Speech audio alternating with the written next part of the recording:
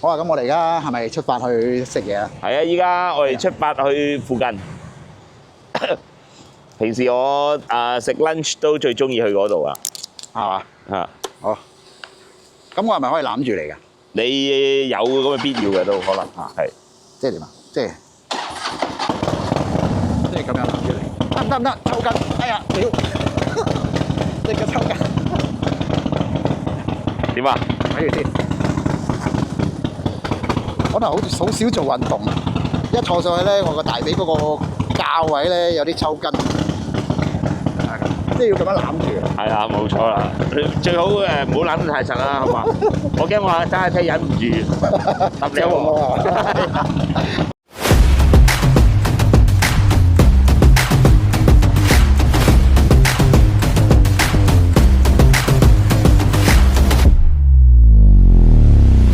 好啊，準備啦，我嚟屋企啊！係咪可以捉住個勢頭㗎？最好唔好啦，真係忍唔住啊！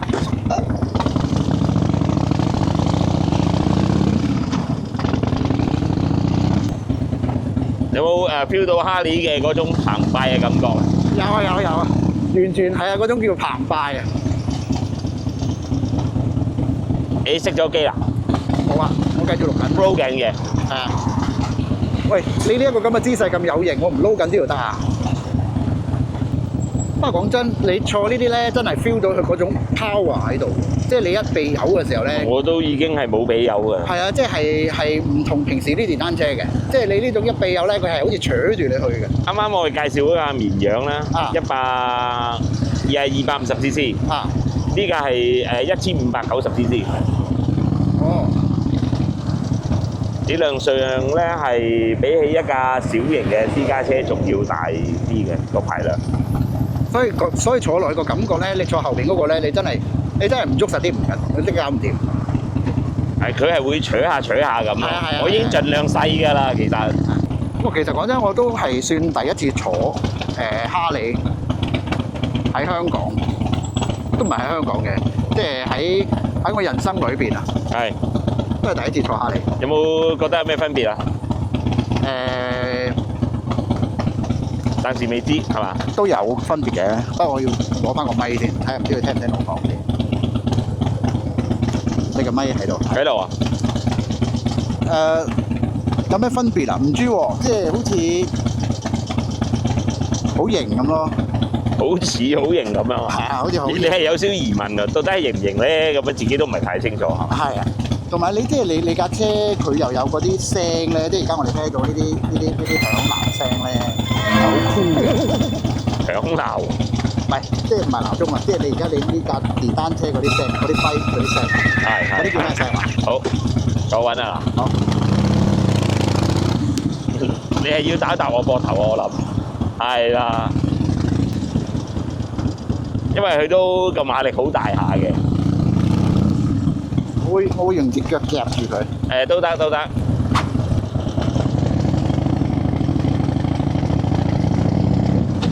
即係就係呢度嘢食啦，係嘛？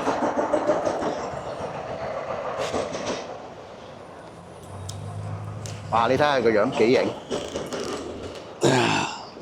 除完頭盔咧，第一時間咧要梳翻個頭先。係嘛？即係要除翻頂帽。嗱，劉德華嗰啲咧就係咁樣噶啦，一除帽咧就。然之後就要發一發個頭先，再掃一掃，然之後再戴翻個眼鏡。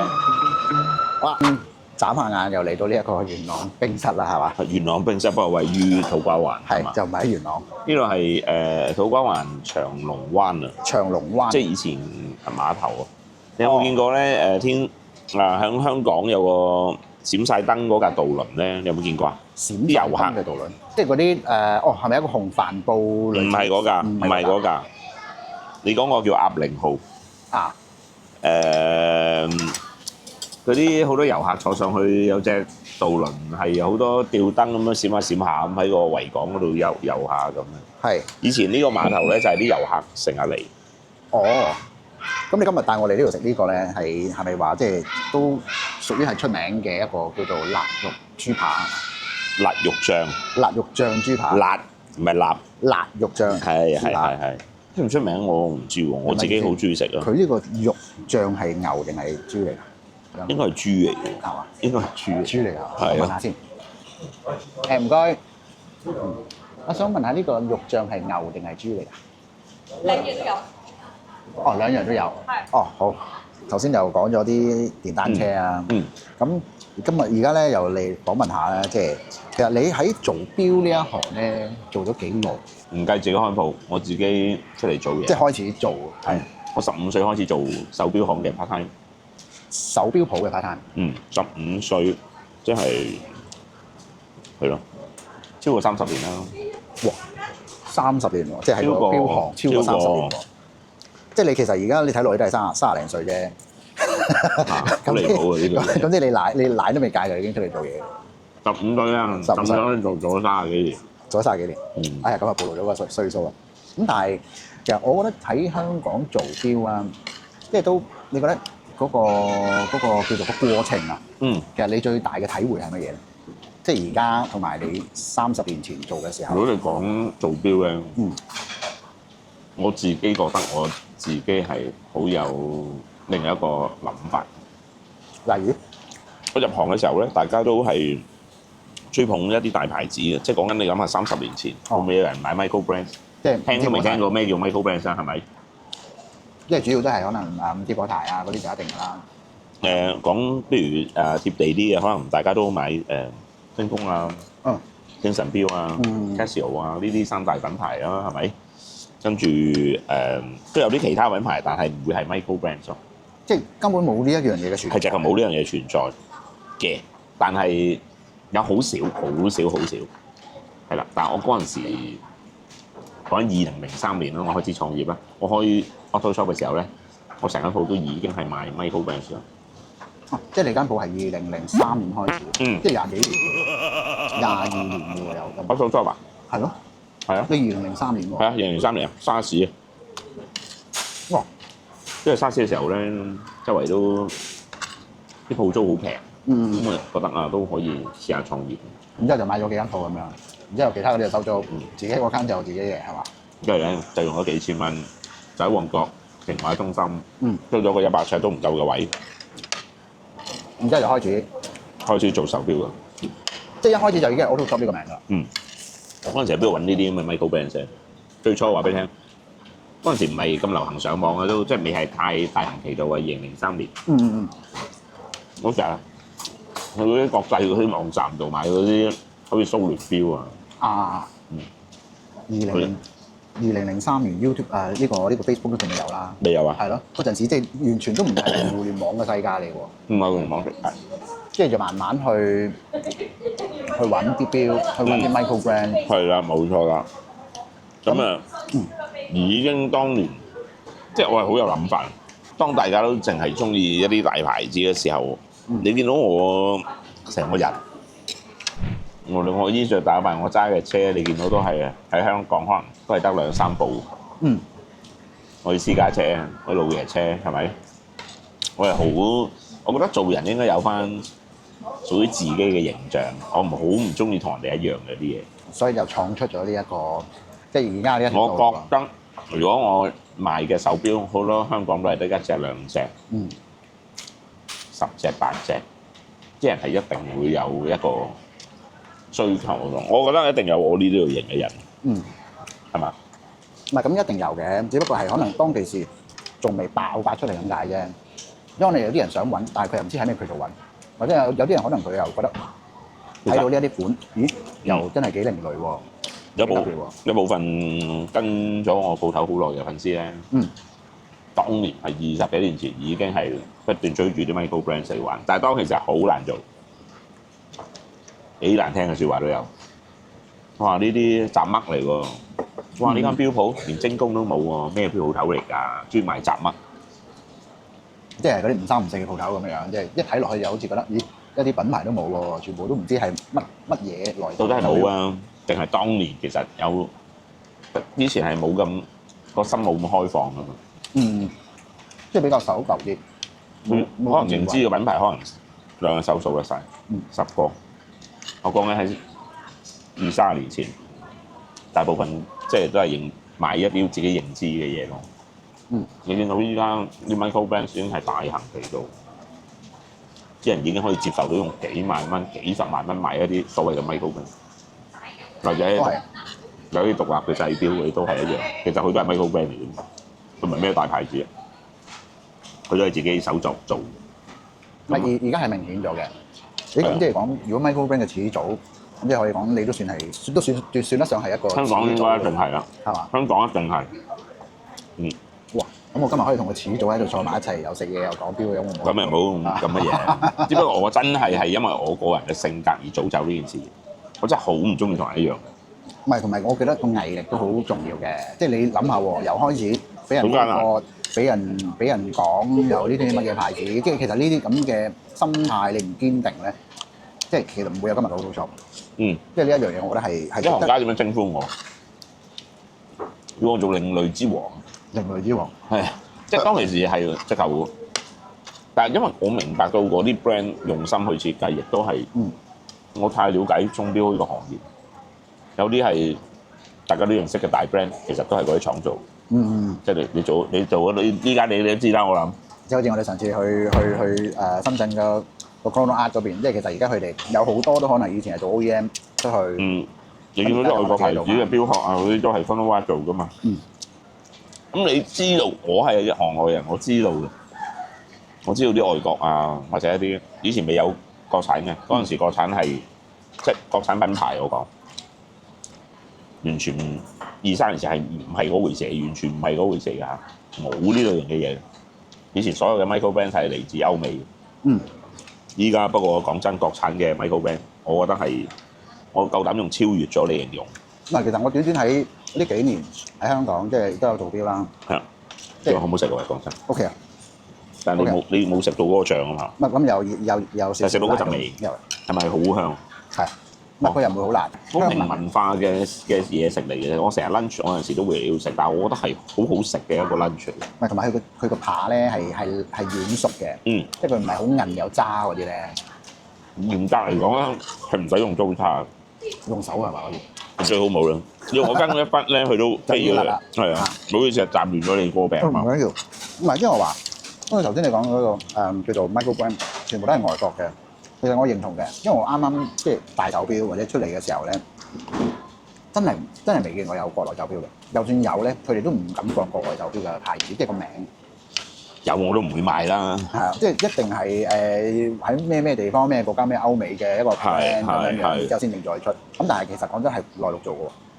好多都係咁樣啦。做就肯定係㗎啦。你都唔使諗啊。咁但係而家國標嘅，我覺得嗰種叫做個態度咧，係完全慢慢地真係學你話齋係超越咗嘅，係完全係講緊，喂，我唔怕你嚟，只怕你唔嚟。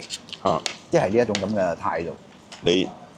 我哋上次啱啱就過去咗嗰個鐘錶節站。孔雀個攤位入邊 show 咗一隻雙球陀飛輪。雙球係啊，單球360係360度陀飛輪，其實一個已經好過分。一個已經好過分㗎啦，佢係雙360，其實係好癲㗎，已經個 level 係去到，即係好震撼。係我見到我都覺得哇！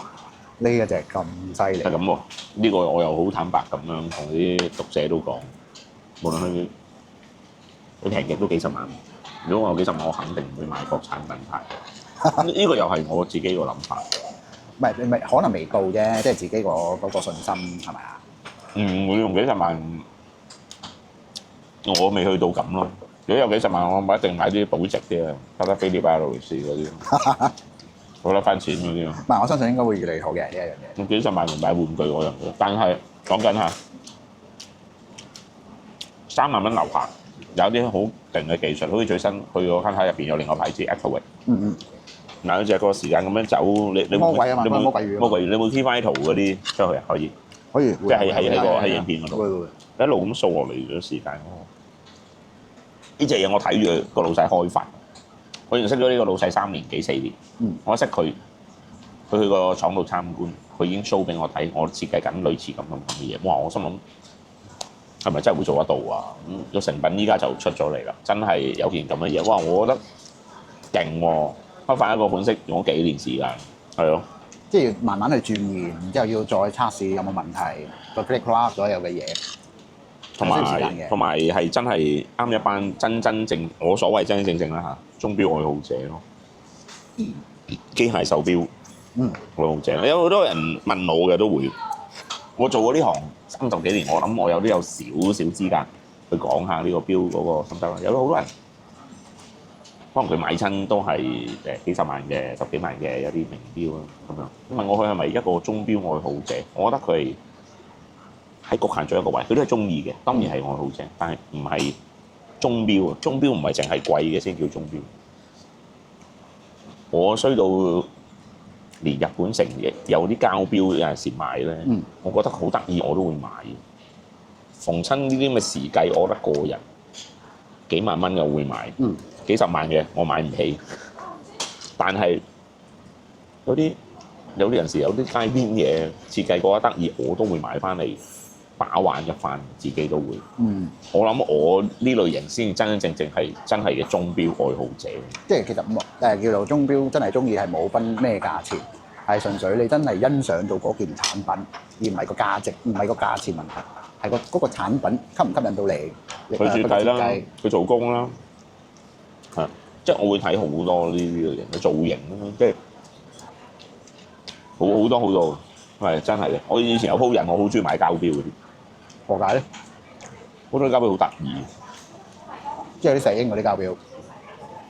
10蚊店咧有一隻咧咁細，mini 嘅跳字手錶，我唔知你有冇見過。條帶又短，可能比細路仔大，我懷疑係咯。10蚊店入邊買，即係其實佢有啲戀童癖嘅。戀嘅聲就，即係咁嘅錶我又會買，我肯定唔會戴㗎啦，係咪？但我又會買。有陣時你咪見到啲扭蛋機啊，有啲都有啲鐘啊時計嗰啲，我都會。即係你係覺得佢靚啊，定係你覺得佢幾得意？好似又有啲諗法喎。有諗法咯，買佢個 design 咯，買佢成咯。所以我都幾夠膽講，我一定係一個真係鐘錶愛好者嚟嘅。我唔係一個局限。所以我成日同人講，我唔係電單車迷，你唔好搞錯。我唔係乜嘢電單車都中意，我淨係中意哈利嘅。自己一定有啲本色。所以我啱啱我所講，好似有某一啲朋友中意手錶，我淨係中意買嗰幾隻貴嘅品牌。咁我覺得佢未必係一個鐘錶愛好者，佢嗰個品牌愛好者。嗰幾個品牌嘅愛好者係咯。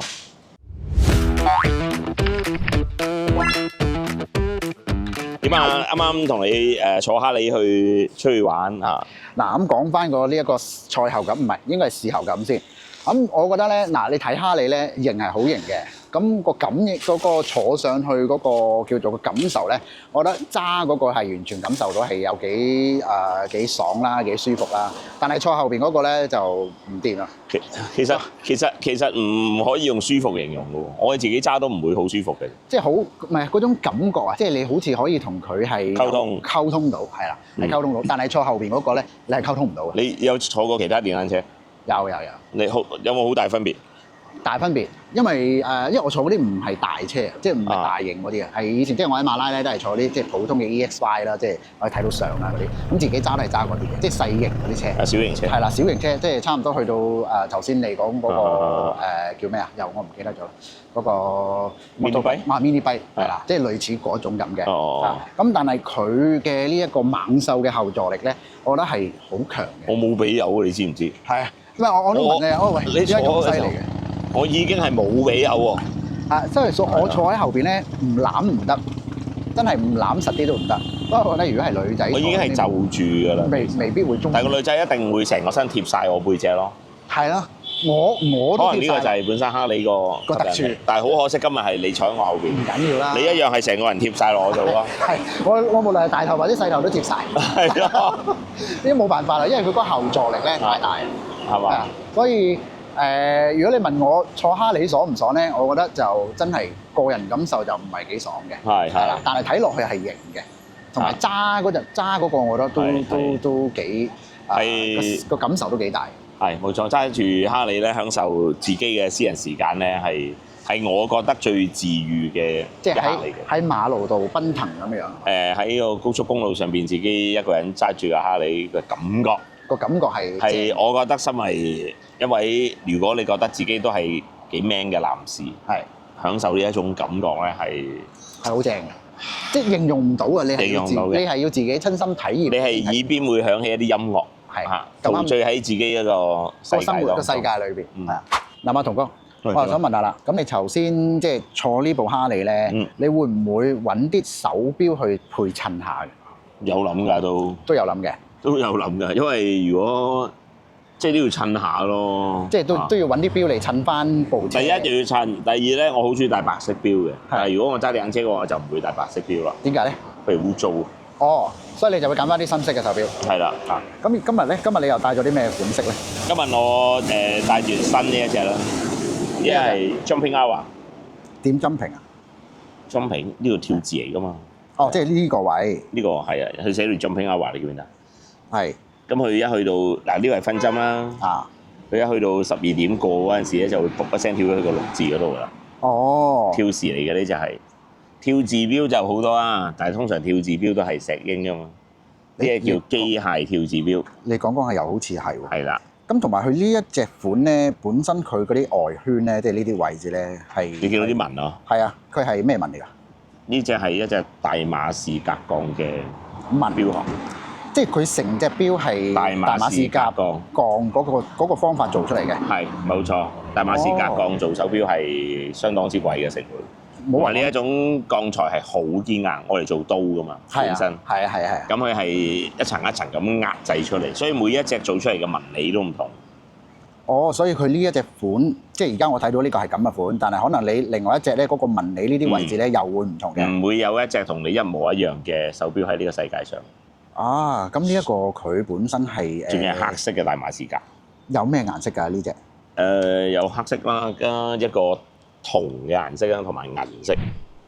咁呢隻手錶佢本身係即係呢個叫做機械手錶啊，咁佢係自動上鏈定係手上鏈？自動嘅。用一個日本機芯改出嚟嘅。係，可唔可以睇下㗎呢隻？可以。咁係咪你本身自己都有賣緊啊？呢隻款？新咧已經去到第5代㗎啦。呢一隻咧係我有份設計嘅。嚇？堅啊？係啊。咁例如咧，即係設計嗰啲位置性嗰個concept。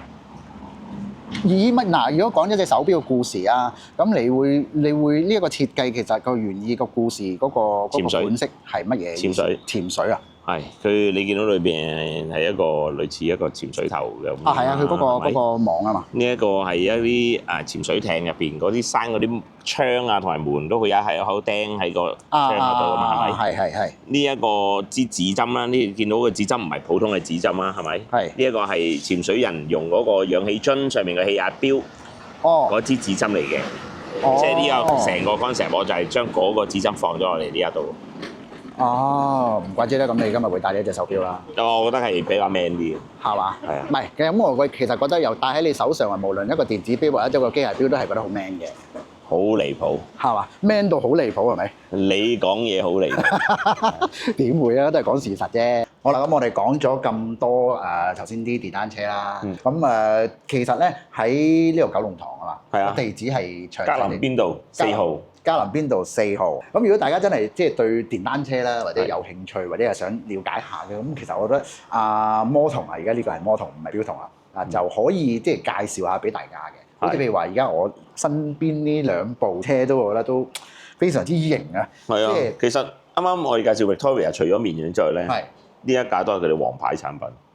咁如果大家700cc真係想要再了解呢一啲嘅，咁我哋都唔講太多啦，直接落翻嚟呢邊咧，可以即係哇試揸下，唔係即係喺呢度咁樣試揸下得，但係出街唔得嚇。係啊，喺呢度試揸下得啦。咁就了解下，再睇下呢個 Victoria 嘅牌子嘅品牌，佢究竟出啲款啊，或者係呢啲咁大型嘅電單車有幾叫做一騎上嘅電單車就想試揸。係啦，你識啲朋友有冇話試揸咁？有一騎上去就想試啊！就想係啦，就想試啦，就想兜翻個圈先嚇。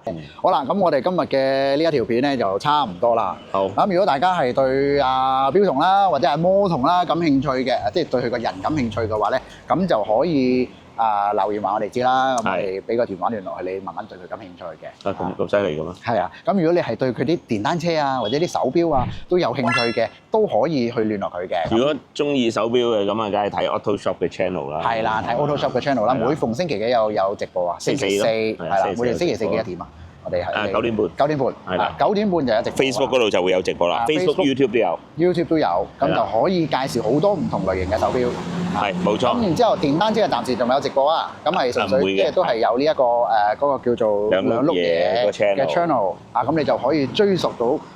摩童嘅呢一個即刻改名摩托車佢嘅呢啲生活啊，或者係佢講嘅一啲電單車啊咁嘅節目啦，或者係同大家分享下唔同類型嘅嘢嘅。好啦，咁我哋今日嘅呢一個訪問咧，呢樣都唔係訪問嘅，係一個叫做大家傾下偈啦，吹下水啦，介紹下啦，就差唔多到時間啦。幫我個 Victoria Motory 賣下廣告咯。係啦，賣下廣告咯，但係放心，呢個唔係廣告，冇收費嘅。係啦，呢個冇收費，呢個純粹係我個人嘅一個喜好，即係想了解多啲。我都講咗好耐啦嚇，我哋做呢一個訪問都耐㗎，超過1年啦。